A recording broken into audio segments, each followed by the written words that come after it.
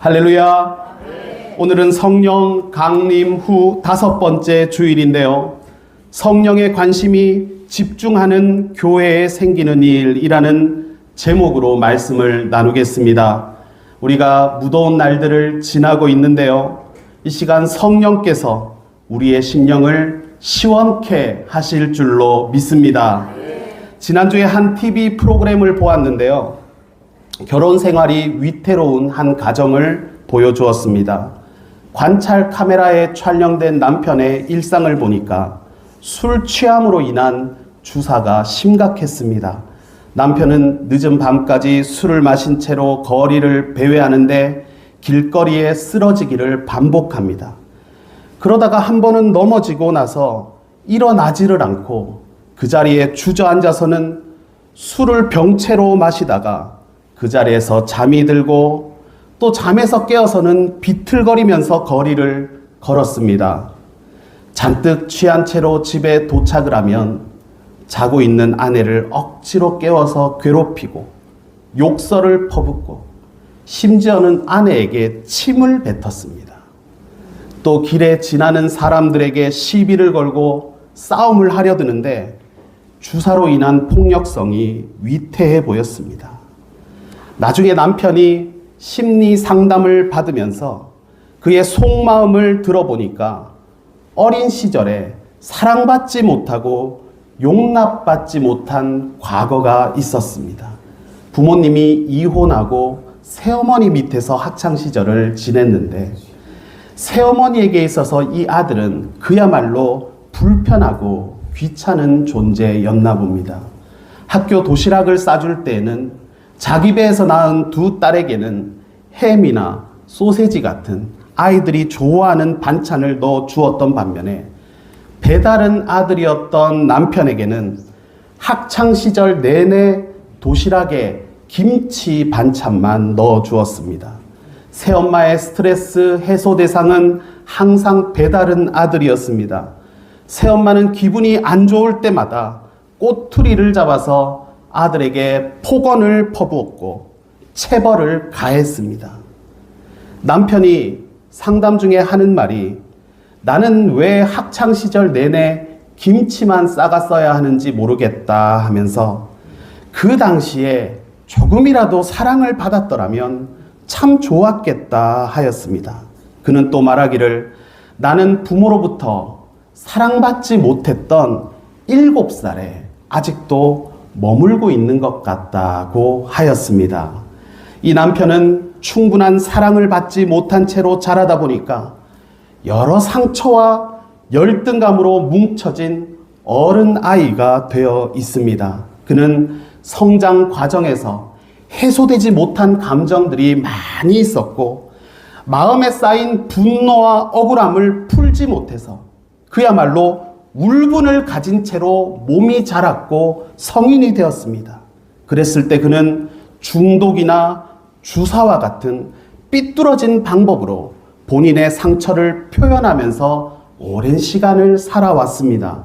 문제는 그런 폭력성은 자신을 다치게 할 뿐만 아니라 아내를 비롯해서 주변을 너무나 힘들게 만든다는 것이었습니다. 안타깝게도 우리 주변에는 이런 모습들이 적지가 않습니다. 겉은 멀쩡해 보이지만 사람이 받아야 하는 최소한의 관심이나 사랑 바깥에서 자라는 바람에 결핍된 인생들이 많습니다. 이런 인생들은 충분히 용납받지 못하다 보니까 울분이 쌓여서 몸은 자라지만 마음은 그 어린 결핍된 시절에 머물러 있습니다. 자라지를 못하는 거예요. 그래서 아이들처럼 어린이처럼 스스로를 통제하지 못하고 절제하기가 어려운 상처 입은 내면을 가진 사람들이 적지 않은 것입니다. 지난주에 뉴스 기사를 보니까요. 학폭 피해자가 성인이 되어서 학폭 가해자를 찾아간 거예요. 무슨 일이 생겼겠습니까? 피해자가 학창시절에 나를 때리고 괴롭혔던 가해자에게 사과를 요구하는 과정에서 입장이 바뀌었습니다. 피해자가 가해자에게 너 그때 나 괴롭혔던 거 사과해 하면서 폭력을 가했는데 가해자의 턱뼈가 부러지는 바람에 영구 장애를 가질 수가 있게 되어서 재판을 받는다는 기사를 보았습니다. 피해자 입장에서는, 그 어린 시절 당했던 아이 입장에서는 얼마나 많은 시간을 분노하고 복수를 꿈꾸었을까 싶습니다. 이처럼 오랜 시간이 지나도 해소되지 못하는 감정이나 상처와 분노를 가진 사람들이 우리 주변에는 적지 않은 것입니다. 문제는 그러한 분노와 미움과 상처는 스스로를 병들게 하는 것은 물론이고 가족이나 주변 사람들까지도 힘들게 만든다는 것에 있습니다. 지금 우리가 모인 교회는 그런 사람들이 치유받는 곳인 줄로 믿습니다. 세상에서 상처 입고 해소되지 못한 분노와 미움과 같은 감정을 가진 심령일수록 그 인격 가운데 치유와 회복과 나음이 시작되는 것입니다. 이유는 성령 하나님께서는 그렇게 소외된 인생들에게 집중적인 관심을 가지시기 때문입니다. 그래서 교회는 삼위일체 하나님의 관심이 집중되는 곳입니다.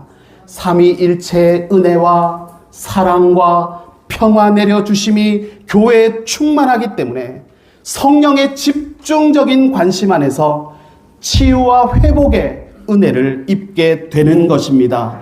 골로새 교회가 그런 교회였습니다. 이 교회는 모임마다 은혜가 가득했고 예배마다 성령의 임재가 충만했습니다. 골로새 교회는 성령의 치유하심으로 인한 회복과 나음의 역사가 끊이지 않았습니다. 성경을 보면 여기는 믿음, 소망, 사랑이 풍성한 교회였다 말씀합니다. 4절 말씀 제가 읽겠습니다. 이는 그리스도 예수 안에 너희의 믿음과 모든 성도에 대한 사랑을 들었으며 너희를 위하여 하늘에 쌓아둔 소망으로 말미암음이니 라고 하죠. 이 한 구절에 믿음, 소망, 사랑이 다 들어 있습니다. 먼저 골로새 교회의 믿음은 예수 그리스도를 향한 것이었습니다. 그것을 본문에서는 그리스도 예수 안에 너희의 믿음이라고 표현합니다. 또 골로새 교회의 사랑은 예수 안에서 일치된 단결을 이루는 것이었습니다.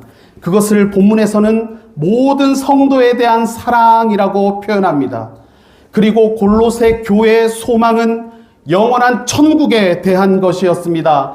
그것을 하늘에 쌓아둔 소망이라고 표현합니다.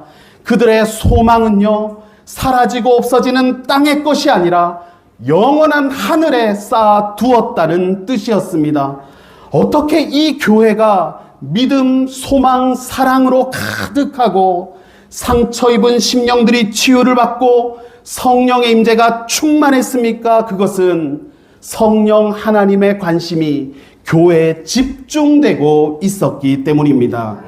도대체 누가 그러면 이 교회를 세웠기에 이렇게 교회가 성령으로 충만한가 보니까 의외로 이 교회는 바울이 세운 교회는 아닙니다. 지금 바울이 골로새 교회를 문안하고 있지 않습니까? 하지만 이 교회는 의외로 바울이 세우지는 않았습니다.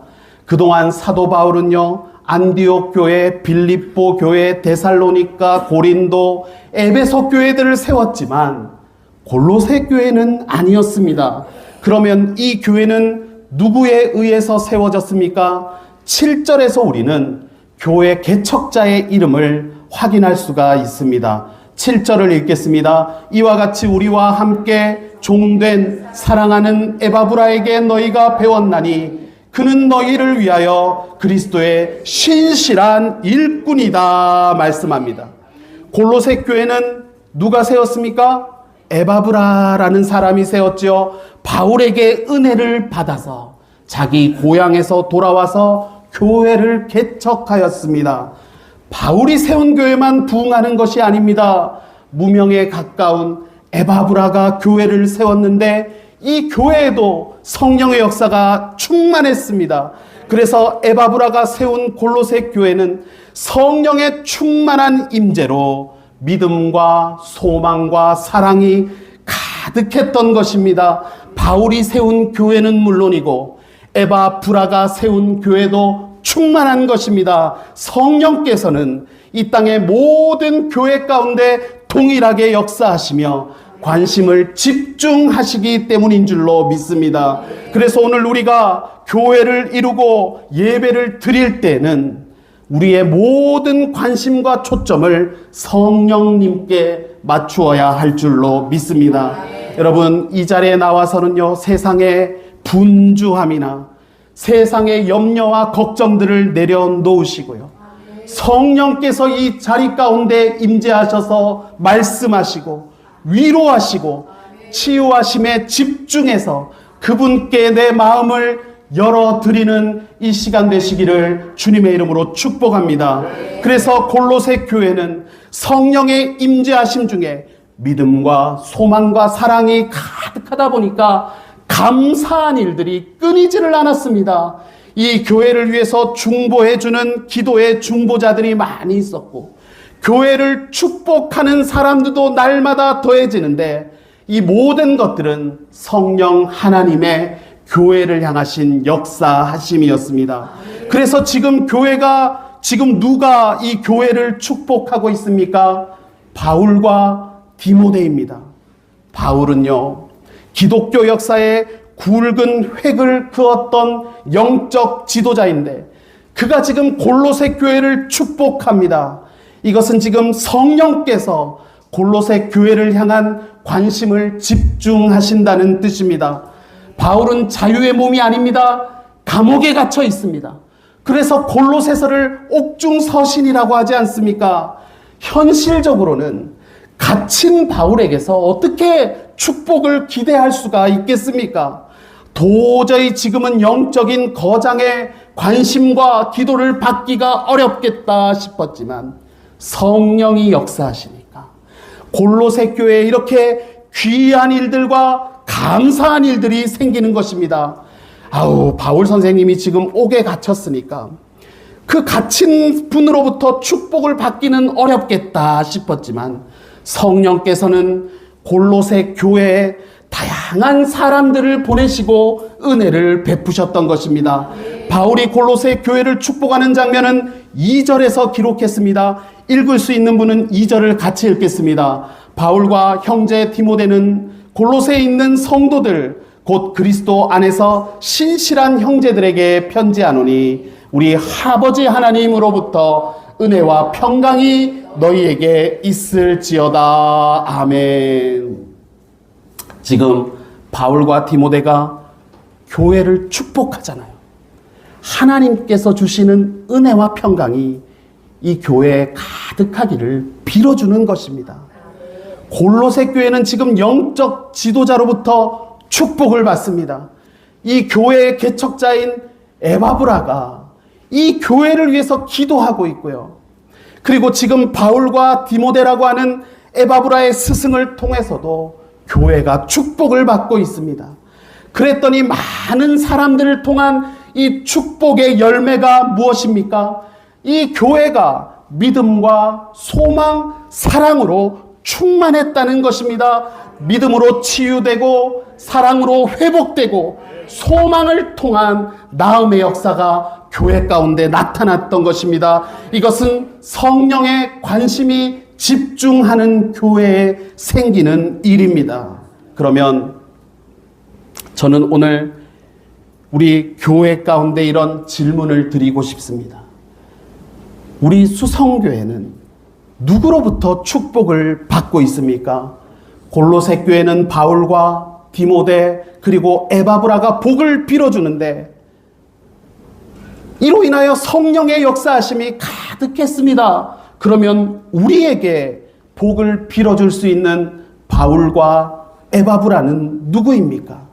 지금 여러분을 위해서 그리고 이 교회를 위해서 누가 축복하면서 기도해 줄 수가 있습니까? 무엇보다도 우리는 예수 그리스도를 통해서 축복을 받아야 할 줄로 믿습니다. 주님은 나와 하나님 사이에 다리를 놓으시는 분이고 그것을 중보자라고 표현합니다. 디모데전서 2장 5절에 보니까 하나님은 한 분이시요 또 하나님과 사람 사이에 중보자도 한 분이시니 곧 사람이신 그리스도 예수라. 아멘. 예수 그리스도는 하나님과 사람 사이를 연결하는 중보자이시기 때문에 우리는 부활하신 예수 그리스도로부터 축복을 받아야 하는 것입니다. 그리고 우리 교회는 영적인 지도자들을 통해서 축복을 받습니다. 성령께서는 교회의 지도자들에게 하늘의 권위를 허락하셨습니다. 그것을 공적 축복 성포권이라고 합니다. 야고보서 5장 14절에 보니까 너희 중에 병든 자가 있느냐? 그는 교회의 장로들을 청할 것이요 그들은 주의 이름으로 기름을 바르며 그를 위하여 기도할지니라 라고 말씀합니다. 여기서 장로는 영적인 책임자를 뜻합니다. 그래서 교회는 영적인 책임자와 지도자들을 통해서 축복을 받을 수가 있습니다. 히브리서 13장 17절에 보니까 여러분의 지도자들의 말을 고지 듣고 그들에게 복종하십시오. 그들은 여러분의 영혼을 지키는 사람들이요 이 일을 장차 하나님께 보고 드릴 사람들입니다 라고 말씀합니다. 영적인 지도자가 권위를 가지고 교회를 축복할 때에 교회는 성령의 임재를 누릴 수가 있습니다. 해소되지 못한 묵은 감정들로부터 자유함을 얻을 수가 있고 상처와 아픔과 병든 것들이 나음을 입을 수가 있습니다. 저는 이번 주에 원로 목사님께서 울산에 오신다는 소식을 듣고 꼭 우리 교회에 오셔서 교회를 축복해 달라고 부탁을 드렸습니다. 여러분, 우리 교회가 성령이 역사하고 새로운 전성기를 열어가는 것은 그냥 되는 것이 아닙니다. 여러 사람들이 이 교회를 축복하기 때문에 성령의 관심이 집중되는 것입니다. 그래서 저는 개인적으로도 목사님을 만나면 꼭 기도를 부탁합니다. 저를 위해서. 그리고 우리 수성교회를 축복해 주세요. 이렇게 말씀을 드리고 기도를 받습니다. 왜냐하면 하나님께서는 영적 지도자들에게 축복 선포권을 주셨기 때문입니다. 지도자들이 기도하면 기도대로 이루어지는 것을 알기 때문입니다. 하나님께서는요, 가정의 가장들에게도 영적인 권위와 축복권을 주셨습니다. 그러니 가족의 가장들은요, 하나님이 주신 권위를 가지고 가족들을 축복하시기를 바랍니다. 가장은요, 하나님이 가족을 축복하라고 세워주셨습니다. 가장으로서 권위를 가지고 배우자와 자녀를 위해서 기도하면 기도대로 되어지는 것입니다. 기도하면 성령의 관심과 주목하심이 그 가정과 자녀들 가운데로 집중되는 것입니다. 그래서 저도 일주일에 최소한 한 번 이상은 우리 자녀들을 축복하며 기도합니다. 그런데 우리 자녀들에게 기도를 해주면요, 다 듣고는 뭐라고 하겠습니까? 아멘, 이렇게 합니다. 격동의 시기를 보내는 중2도 기도 끝에 아멘 하고요. 아직 어리기만 한 7살도 기도할 때 가만히 있다가 아멘 합니다. 하나님이 주신 권위를 자녀들에게 사용하면 자녀들이 믿음이 기도대로 자라는 것입니다. 자녀들을 위해서 기도하면 기도대로 이루어집니다. 우리 가정의 영적 가장의 역할을 맡은 분들은 기도의 축복권을 잘 사용하셔서 성령의 관심이 집중하는 가정을 세우시기를 주님의 이름으로 축복합니다. 우리는 확장된 자녀들에게도 기도를 해 주어야 합니다.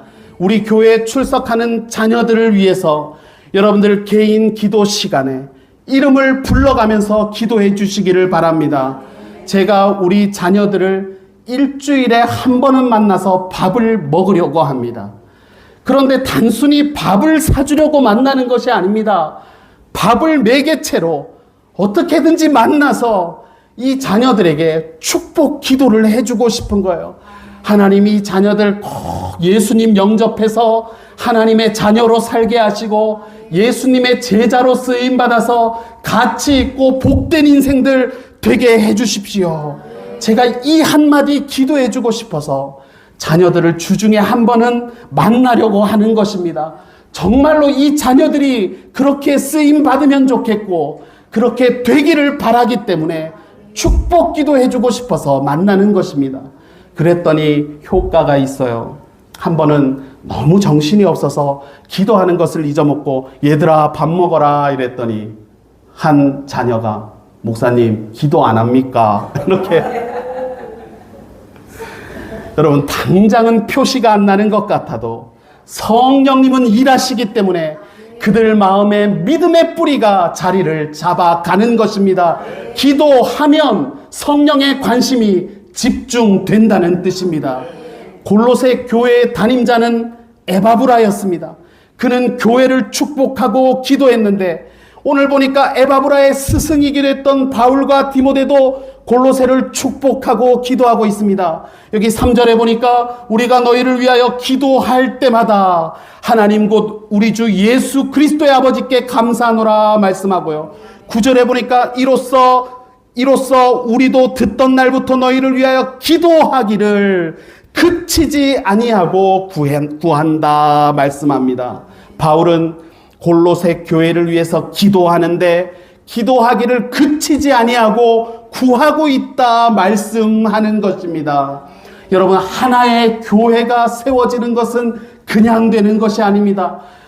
성령께서 보내주시는 여러 사람들의 간절한 중보와 축복의 기도가 있기 때문에 성령의 관심이 집중되어지고 교회가 교회답게 세워지는 것입니다. 여러분 교회를 다니면서 신앙생활을 하니까요 우리 삶의 모든 부분이 좋아집니다. 우리 교회 성도님 한 분은요 교회를 다니면서 마음이 너무 편해졌다고 합니다. 그것이 어디에서 드러나겠습니까? 표정에서부터 나타나게 되는데요. 예전에는 딸들이 엄마가 교회 가는 것을 말려가지고 진짜로 오랫동안 교회를 가고 싶어도 못 갔어요. 이 성도님이. 엄마 왜 교회를 왜 가냐고 거기를 그렇게 뜯어말리고 교회를 못 가게 했는데 엄마가 교회를 다니면서 마음이 편해지고 얼굴이 밝아지고 웃음이 많아지는 것이 이 딸들 눈에도 보이니까 엄마가 좋아지니까 이제는요 딸들이 먼저 교회 다니라는 말을 해준다는 이야기를 들었습니다. 교회를 다니니 다시 말해서 주님의 다스리심 안에 주님의 보호하심 안에 머물게 되니까 모든 부분이 좋아지고 나아지는 것입니다. 찬양의 가사도 있잖아요. 찬양이 언제나 넘치면 은혜로 얼굴이 환하게 되는 것입니다. 은혜가 들어가면 주님이 계시게 되면 성령의 임재하심이 있으면 얼굴 빛부터 달라지게 되는 것입니다. 묶인 것으로부터 자유함을 누립니다. 세상의 문제와 걱정 근심보다 우리 주님이 더 강한 분이시구나 이것을 깨달으면 감사한 삶으로 변화되어지는 것입니다. 어떻게 이런 일들이 일어날 수가 있습니까? 표정이 밝아질 수가 있습니까? 교회는 성령 하나님의 관심이 집중되는 곳이기 때문입니다. 그래서 누구든지 은혜 안에서 회복과 치유와 나음을 입습니다. 모든 병마로부터 치유함을 받고 과거에 사랑받지 못하고 소외되었던 상처로부터 묵은 감정과 분노로부터 회복되어지는 것입니다. 이제 말씀을 마무리하겠습니다. 성령의 관심이 집중하는 교회에는 어떤 일들이 생깁니까? 상처와 아픔이 치유되는 것입니다. 쌓인 울분을 토할 길이 없는데 성령이 그 심령을 관심하면 자유함을 얻습니다. 또 성령의 관심이 집중하는 교회는 어떤 일이 생깁니까? 축복과 기도가 확장되어지는 것입니다. 여러분, 우리 교회를 보세요. 수성교회가 복된 교회인 줄로 믿습니다. 해외에서 선교사님 내외가 기도하시죠. 우리 원로우 목사님 내외도 새벽마다 사위와 딸이 다니는 이 교회를 위해서 기도하시죠. 우리 연애 총무님 내외도 수성교회를 위해서 기도하시죠.